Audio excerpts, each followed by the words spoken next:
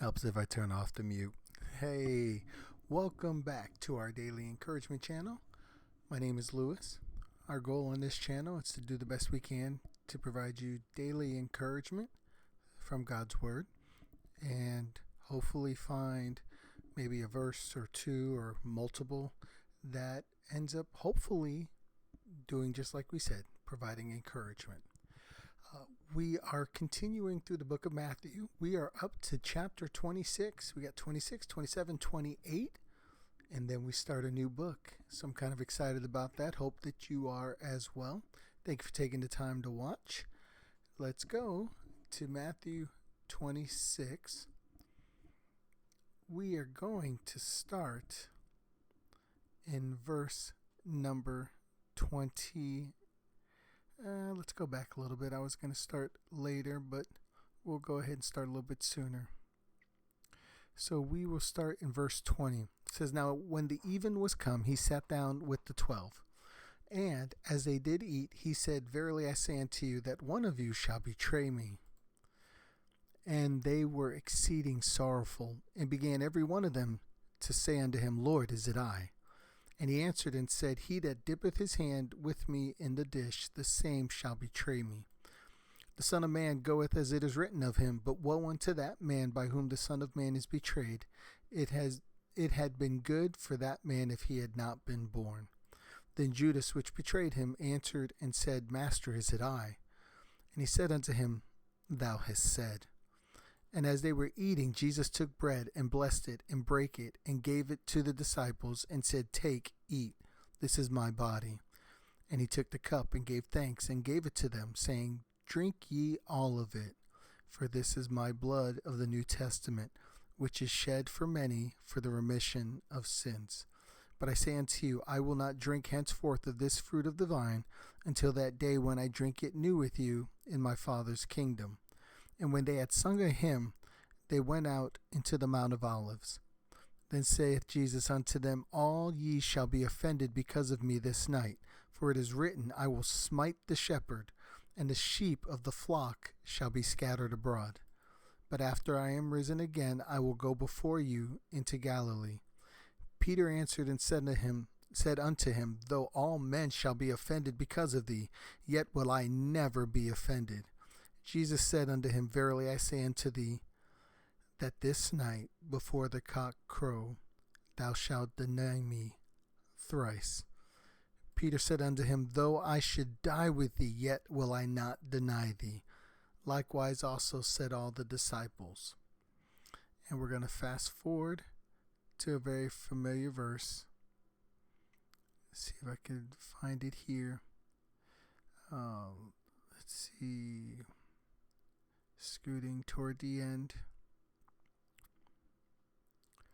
Verse 75. Actually, we'll go a little before it. We'll go verse 69. We'll start there.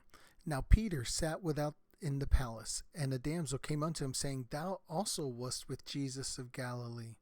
But he denied before them all, saying, I know not what thou sayest. And when he was gone out into the porch, another maid saw him, and said unto them that were there, This fellow was also with Jesus of Nazareth. And again he denied with an oath, I do not know the man. And after a while came unto him they that stood by, and said unto Peter, Surely thou also art one of them, for thy speech bewrayeth thee.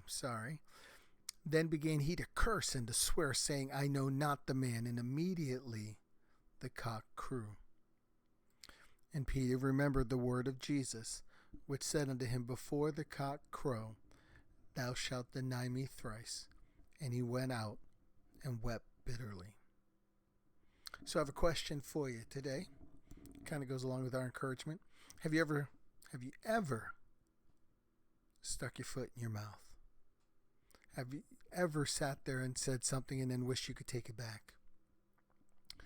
You know, I've got many instances of this where I could sit there and go over each one, but that's not my goal today, is to sit there and highlight the mistakes of Lewis. But I was having a conversation today, and in that conversation, Someone had told me that they were at an appointment, and while they were at that appointment, a person had asked them, someone from the office that they were at, had asked them if they had just recently had a baby. Now, I'm not here to go into too many details because I didn't necessarily get specific permission to use this person's name and I don't want to put them out there. But I can tell you in my own personal experience that that's just a dangerous question to ask. That if you don't know the answer, that's a question you should not ask. Because see, if you know that they recently had a baby, then you could ask, how's the baby doing? If the person is discussed, feeling self-conscious because of just having had the baby and they're working on, losing baby weight, then you could have that conversation as a medical provider. You can sit there, make that comment. Other than instances like that, you don't need to be asking that question. Because guess what? The person hadn't just recently had a baby. And that did not do a lot of good for the confidence that person was feeling.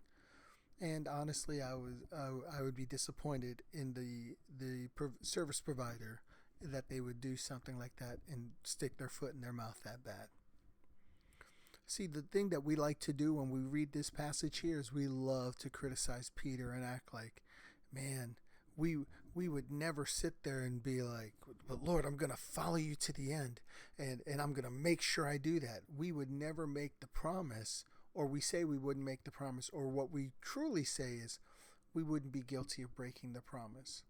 See, we look at Peter when he was walking the water and we say, man, he had Jesus right there and he lost trust, or he lost sight, or he, some kind of criticism. But the truth be told, and if we're really truly honest with ourselves, we would have done the same thing. We would have made the same choice. But we're quick to criticize. We're quick to point our finger.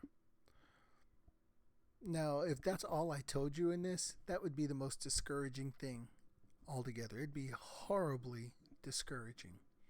But I want to give you a couple more points to actually provide the encouragement. The first one is, we read a lot about Peter in the New Testament. That means even in spite of the mistakes that Peter made, God still used him.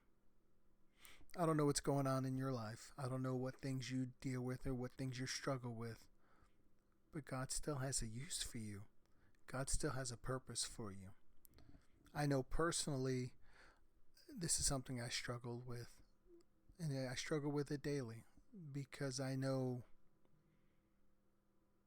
there are choices I've made that have made an impact in my life, and not for the positive. And I have to deal with the consequences of them. But I have to remember God still has a use for me.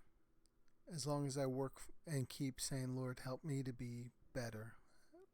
Lord, forgive me where I've fallen short. And I do my best to not be an offender of people and say, Lord, I'm doing my best to represent you, to be the Christian I'm supposed to be, the Christian you want me to be. There's still a purpose. There's still a use for me. Am I saying I'm as good as Peter as we look at some of the things that he did in his life? No, I'm not saying that. But God doesn't want me to be like Peter.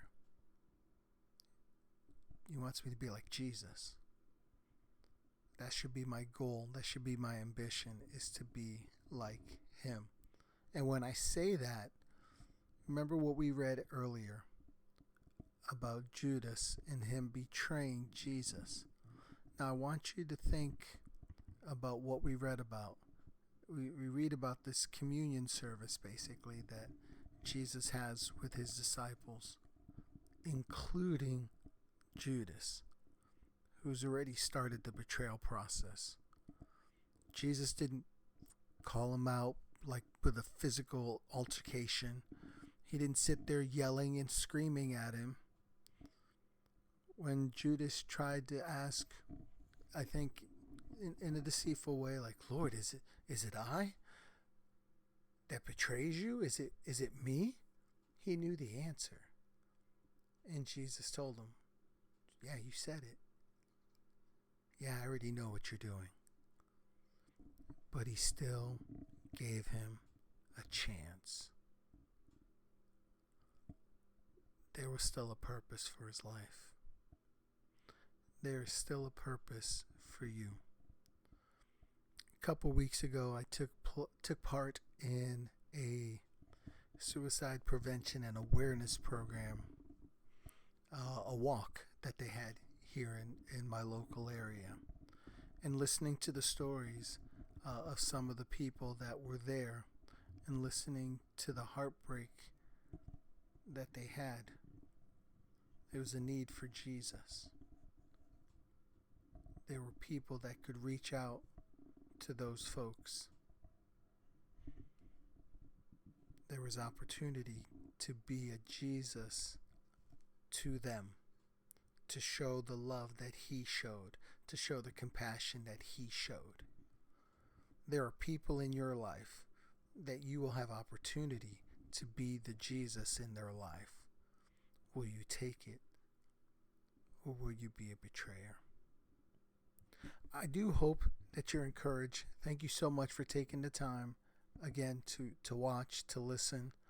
And if it's a tool that God's using in your life, please let me know. Leave me a comment, leave a like, a subscribe, something just to let me know. And if you need if you have a prayer request, it's something I want to be better at. I want to start praying more than I am. And so if I can pray for you, let me know. Otherwise, thank you so much again for taking the time, whether it's on YouTube, Spotify, or Rumble. I hope you take the time today to be encouraged. Have a great one.